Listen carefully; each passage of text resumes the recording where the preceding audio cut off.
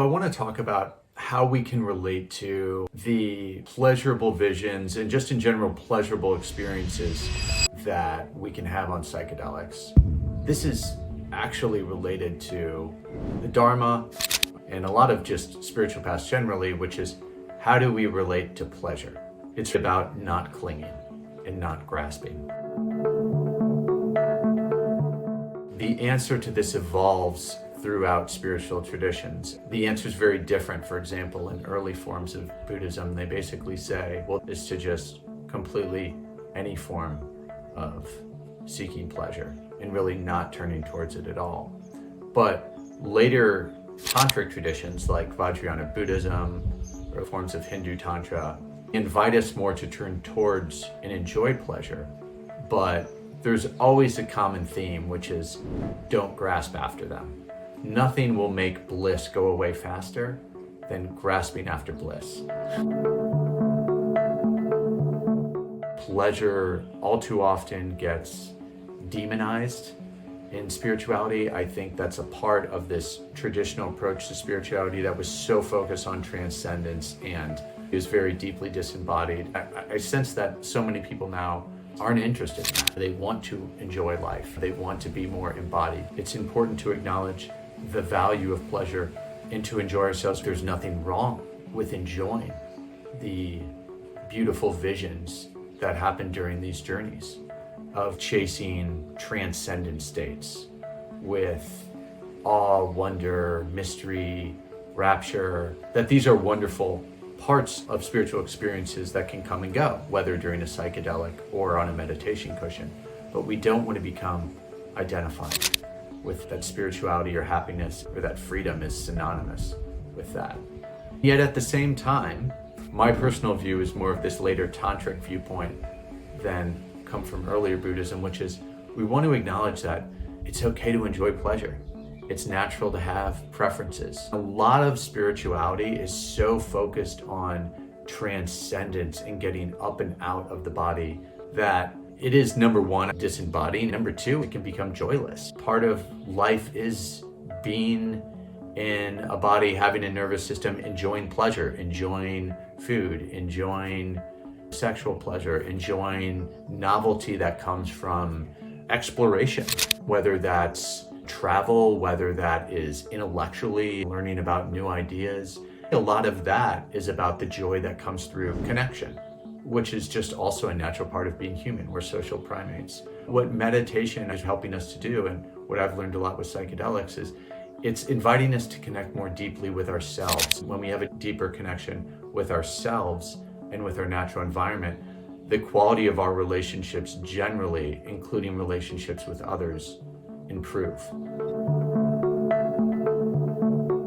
The true value of working with something like ayahuasca and SOMA is not about the visions. It's the freedom that comes with it. It is learning to recognize and rest in the true nature of mind that can watch these mind states come and go, which allows us to relate in the rest of our lives to these passing phenomenons that come and go. At the same time, awakening is a lot about beauty and aesthetic appreciation, not just as an object, but as a way we relate to experience. The real teaching is to enjoy it and not to cling to it. If you have an ayahuasca journey or a SOMA journey, not to expect that you're going to have some grand visionary experience and to be disappointed in hoping for that. In my experience, the more that I work with the medicine, the sentient intelligence of that medicine will test me. It will withdraw that visionary experience. I interpret that as part of the teaching is not to become, you can enjoy these ecstatic experiences and the visions and the feelings that go with them, but don't cling to them. The medicine is teaching us to empty out more and more into the, we would say, Dharmakaya in Vajrayana, or just space, empty, open aspect of mind that just allows these appearances to arise. It is the clarity aspect of mind, this knowing aspect of mind, that can really know the experiences that come and go. Don't grasp after them. Don't expect them every time you do the medicine. Don't associate the real, the highest value of the medicine as producing grand visions. but you can enjoy them in the way that the teaching there for me, because I think the real value of these medicines is it's ultimately teaching us how to relate to moment experience when we're not on the medicine, which is why plant medicine and meditation are synergistic. They're one and the same for me, is an ordinary life.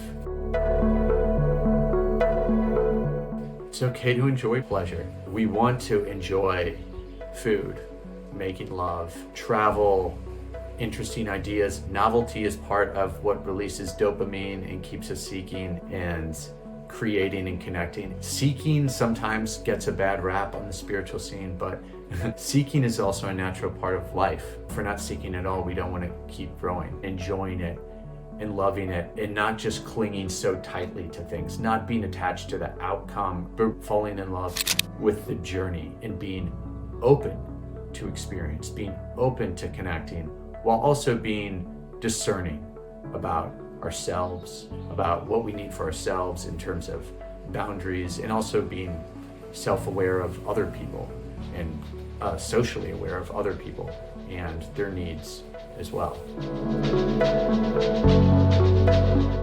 Whether it's through meditation or through plant medicine, we're learning to turn the mind inward and to rest in its own place. We can enjoy pleasurable experiences and pleasurable people, and we enjoy them that much more when we have the view of knowing that fundamentally things are impermanent, that everything that arises will pass away. So don't cling to them, right? Just do everything with a mind that lets go, and that allows you to enjoy, to open, to connect, to love more deeply, and to suffer a lot less when things inevitably change or pass away, as they certainly will.